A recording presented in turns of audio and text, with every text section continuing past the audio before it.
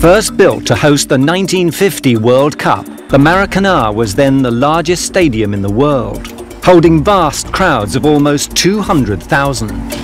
A magnificent stadium, years ahead of its time, like some giant spaceship. For Brazil, it became a symbol of national pride, but also of sporting tragedy.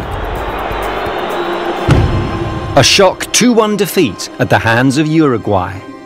Brazil's dreams of lifting the World Cup in front of a home crowd were crushed. Now, the country is hungry for redemption. Essa é a segunda vez que está tendo a Copa do Mundo no Brasil. A outra foi 60 anos atrás, mas o Brasil infelizmente não venceu.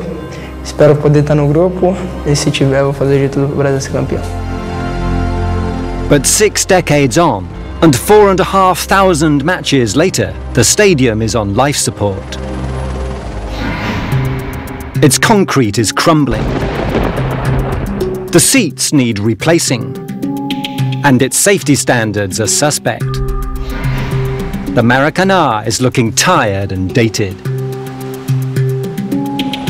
São Paulo-based architect Daniel Fernandes aims to drag the Maracanã into the 21st century.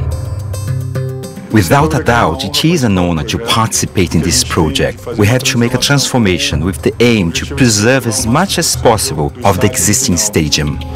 The new roof will be made of a giant lightweight membrane stretched over a self-supporting concealed frame.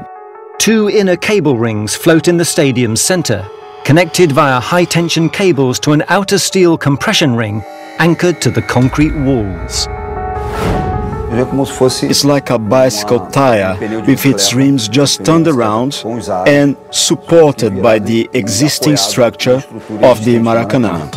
Basically, you stress the cable system within this outer steel compression ring, and you don't need any further supporting structure. The whole roof structure is a giant jigsaw.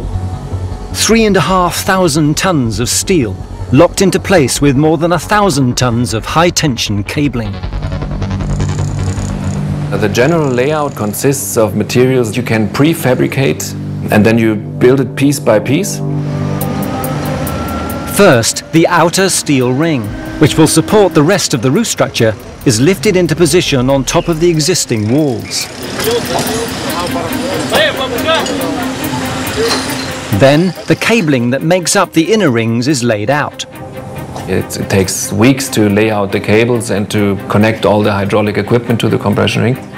But the lifting operation itself, it can be in a day or in 2 days. But just as the inner cables are about to be lifted into place,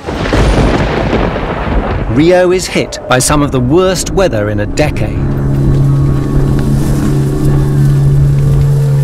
They can't risk raising the roof structure in these brutal conditions.